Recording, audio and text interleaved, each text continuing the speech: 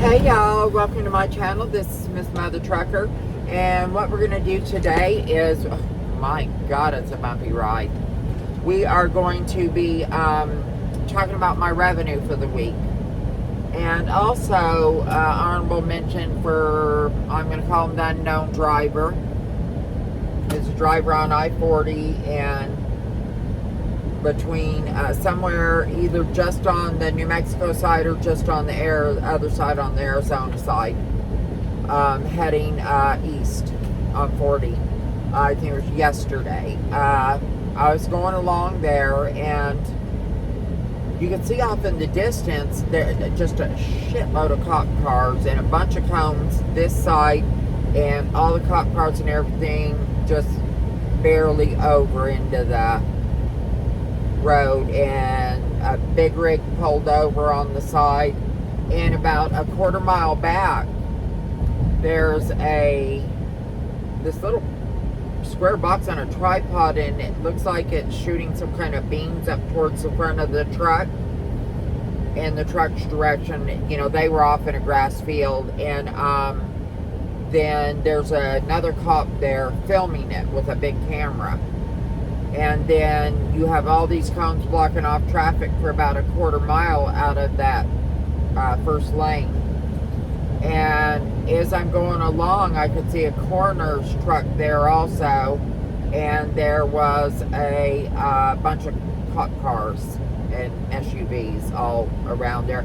They're all just standing around there laughing and talking, and as I go, the trucks, it's a red truck with the white trailer, the hood's up on the truck, and there's something on the ground under a big blue tarp. The tarp blows up, and you can see kind of a hand or something. You realize it's a human body.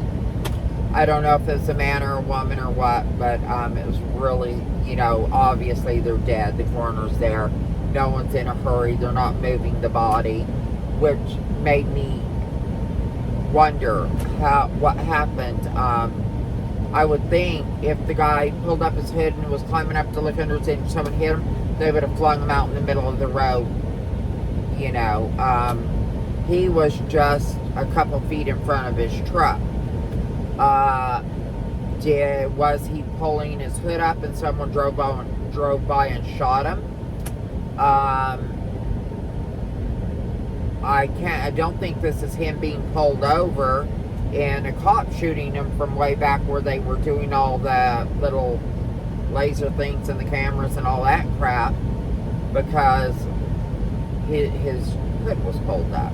So it wasn't like someone pulled him over, he jumped, ran, dropped his cattle guard, and yanked up his hood. So if any of y'all know what it was, what happened, hey, please comment down in the DMs. It was, I think, yesterday, which was the 7th, on the 7th.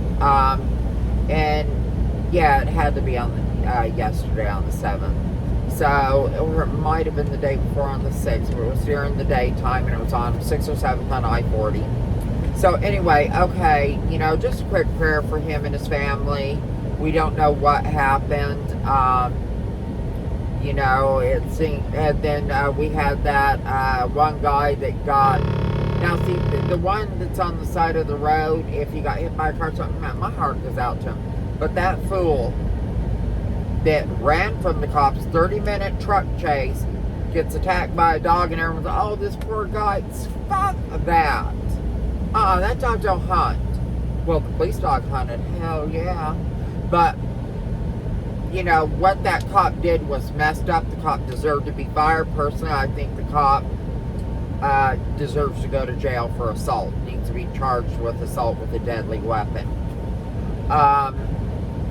But the guy deserves to go to jail, and I pray he doesn't get a big fat lawsuit and kind of money up on it, because it's bullshit.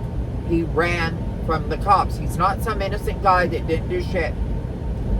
They should not have turned the dog on him. He was absolutely, the cop was in the wrong, and thank God the cop was fired. It's another bad cop off the force, and he needs to be charged with assault with a deadly weapon.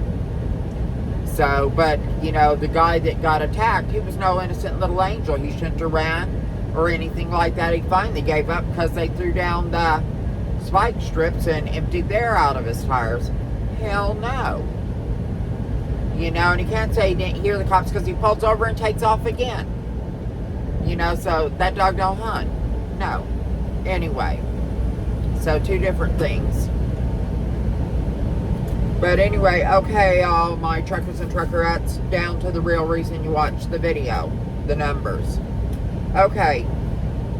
My first load of the week was from Missouri to Kentucky. That was 319 miles. And I was paid $1,858. The load was an overnight load. The next load was from Kentucky to Colorado. That one I was paid $2,482. That was 1,123 miles. The next one was a repower we picked up at the Denver yard in Colorado. And it was a 977 mile load, which was $1,631, and it was going to California. And it's just, I wanted in a better freight lane. For some reason, they didn't have any meat loads in Dodge City. They just didn't have any. They wanted me to deadhead and told me that was my option. And I said, no, there's another option. I could sit here in the yard, do a 34, wait another day or so and see what happens. And they called me back messaged me back about an hour later with it saying, oh, wait, we got something in the yard. And I was like, this is what happens when my dispatcher goes on vacation. So anyway, love my dispatcher. I'm so happy she's back. Mary, if you're watching my video, I'm so glad you're back. Thank you. You've saved me. Okay. Next load was from California to Minnesota. And that one was $4,271. It was 1,753 miles. And what's the load we're on now, Zach? From where to where? What's that? The load we're on now? Oh, it's from Iowa to Illinois. Yeah. Yeah, we got a load from Iowa to Illinois at 692 miles, and we are being paid on that one a grand total of $1,260 for 692 total miles. Okay. Now, my miles for the week total was 5,000. This is deadhead and everything. 5,432 miles. My gross revenue to the truck for the week was $11,502. So my net on this will be around $4,200. So not bad for a week's work. Not great, not like last week. Last week my net was 7,000 and some change. So that was pretty awesome. So anyway, guys, if you like videos like this with the breakdown of what my revenue is for the week, I can do them up for you. And you can kind of see what I'm earning out here as a lease operator and as an instructor. My weeks used to be a very piss poor week as an instructor, but with the way the economy is right now and how freight slowed up, I think this is a decent week. The $7,000 week was a pretty good week even before, take home revenue, even though I'd had up to an $11,000 week before. But 7,000 was a good week, a real good week. My average week was 52 to 6,200 a week before, and now it's between 4,500 and 5,000. So I'm still not complaining. I will probably be doing just a couple more students, and that's going to be the end of my training career. And then I will be switching to doing solo when I order my truck. Well, when my truck gets in and I purchase it. And I might take one student a year.